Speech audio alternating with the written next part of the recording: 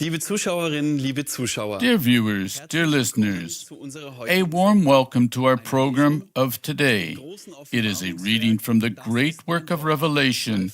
This is my word, Alpha and Omega, the gospel of Jesus, the Christ revelation which true Christians the world over have come to know. In this encompassing work given through Gabriella, the prophetess and emissary of God in our time, Christ reveals today the truth about his life on earth as Jesus of Nazareth and about his divine teachings.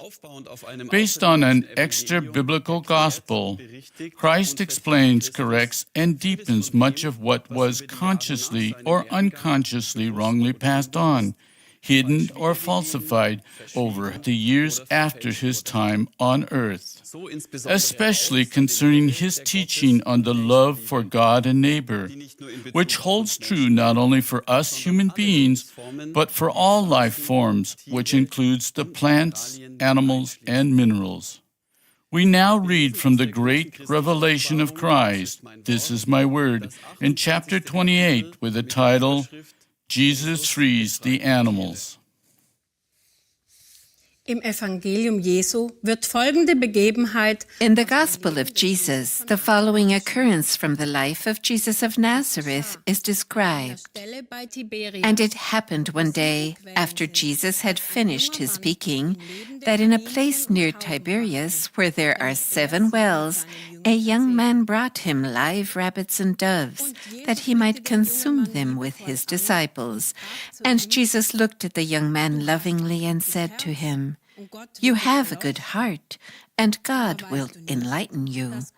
But do you not know that in the beginning God gave man the fruits of the earth for food, and by this did not make him lower than the apes or the oxen or the horse or the sheep? You believe that Moses rightfully commanded such creatures to be offered in sacrifice and consumed, and so you do this in the temple. But see, one greater than Moses is here, and he comes to abolish the blood sacrifices of the law and the orgies, and to restore the pure offering and the bloodless sacrifice as it was in the beginning, namely, the grains and the fruits of the earth."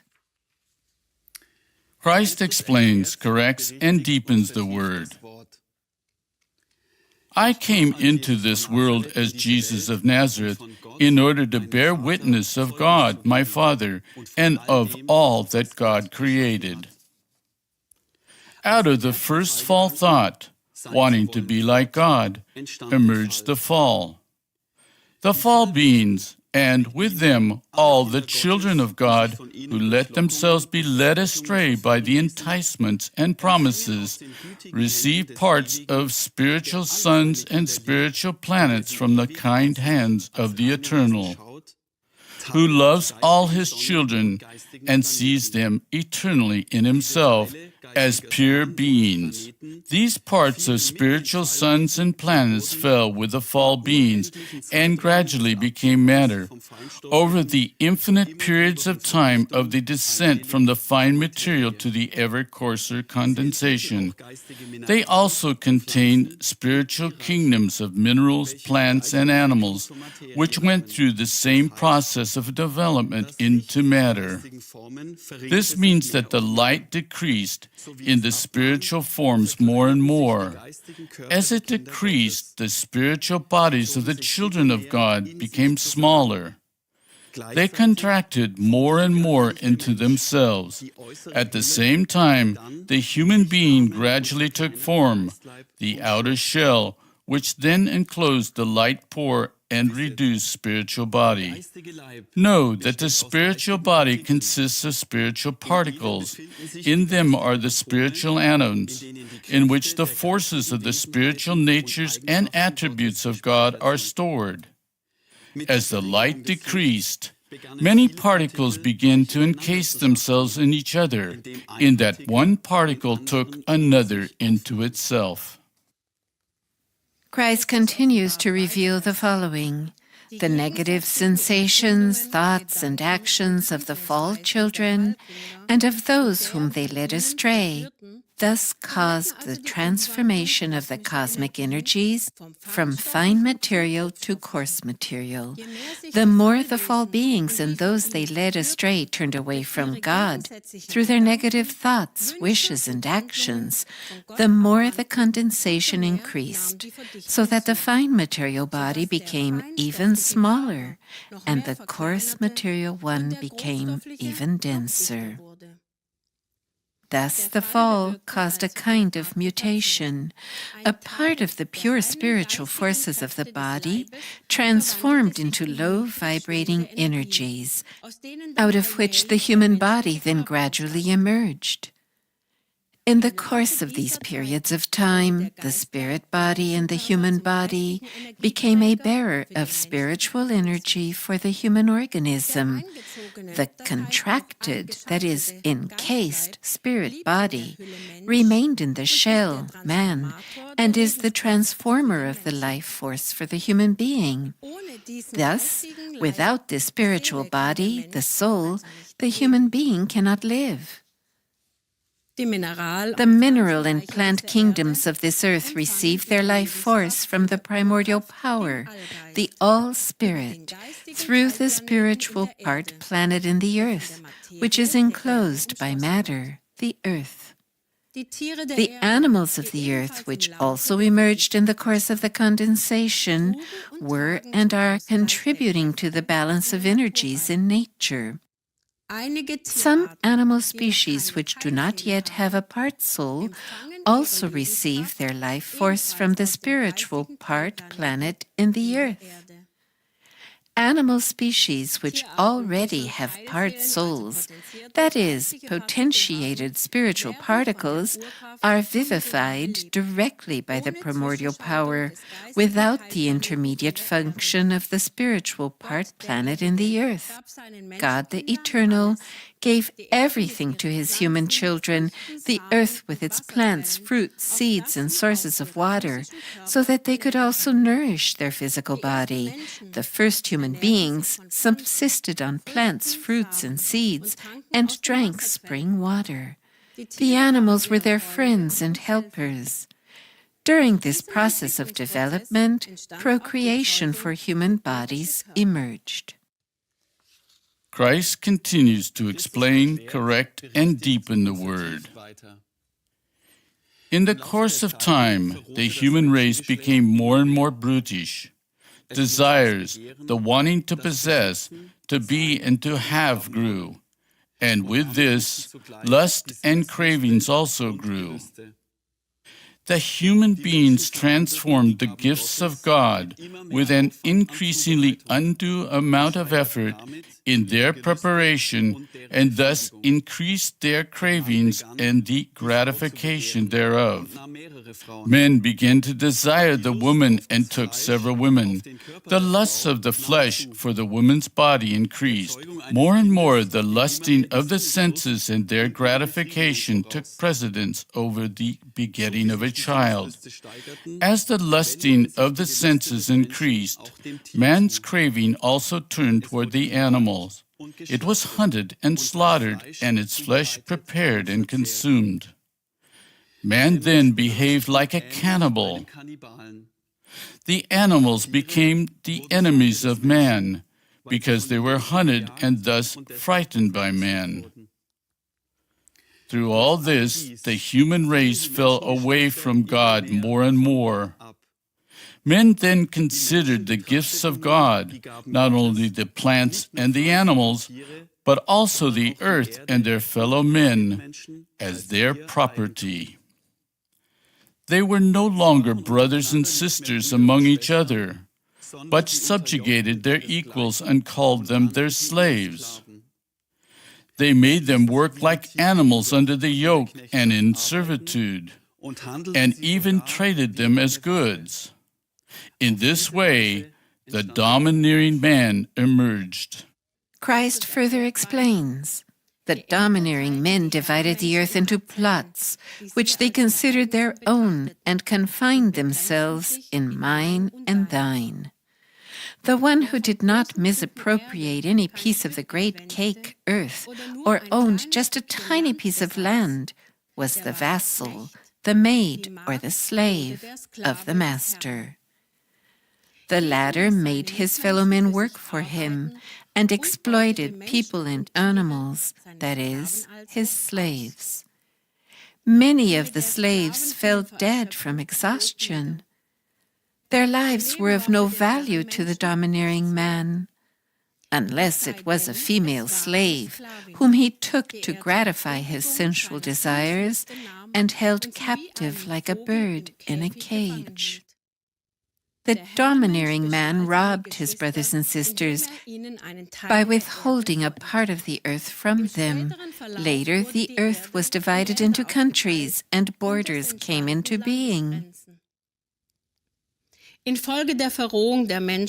a result of the brutalization of mankind, the earth began to defend itself. Natural occurrences rose to the level of disasters. They are the consequences of man's violation of the law. Mankind was then helplessly at the mercy of natural forces, and again, human beings fell victim to disasters. Since people lacked insight into this development, they imagined the natural forces to be gods who were arbitrarily well or ill-disposed towards them, and who sent them the disasters. With this, the people turned more and more away from the one God of love and of truth, the creator of the heavens and the earth, forgetting him and worshipping their gods. And so superstitions began. The domineering man who disrespected life, who gave little importance to animals and human beings whom he called his slaves, offered human beings and animals as sacrifices to these gods, so that they would be well disposed toward him.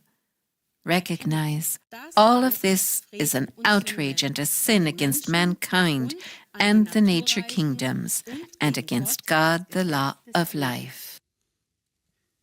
Wir lesen weiter. We continue to read from the revelation of Christ. With the prophets of God and many enlightened men and women who brought the truth to mankind once again, the return to the one God began quite gradually. From the one eternal God of love and truth, Moses brought the 10 Commandments. He ordered the Israelites not to kill nor consume the creatures of God. But the Israelites did not always obey Moses, especially when their own causes broke in over them as effects. They thought again of their gods and resumed the old rituals of sacrifice. Again and again, the admonishers of God came forth. Over and over again, the people were given an understanding of the one God. The great prophet Isaiah, the bearer of divine wisdom in heaven, announced the Messiah, the bringer of life and of light for all souls and men. The prophecy was fulfilled. I, Christ, came to mankind in Jesus and became the Son of Man. I came in order to show the people the way out of sin and slavery. As Jesus of Nazareth, I taught the laws of God and lived them as an example for the people. Mankind, however, did not recognize me. I taught the people to love one another, to love the animals, to respect nature, to acknowledge the earth as the mother in whose bosom the human children live and work. I taught the people equality, freedom, unity, brotherliness, and justice. I taught that they should not divide the earth, but should share everything with each other in a brotherly way. Christ continues to explain, correct, and deepen the word. With this, evolution began, that is, people gradually turned towards God again. At first, the belief in many gods was abolished. then the sacrifice of human beings, and in the further course of time, the sacrifice of animals. Today, in the turn of time from the old to the new era, I will put an end to the cruel animal experiments, the slaughtering of animals, and the consumption of their flesh.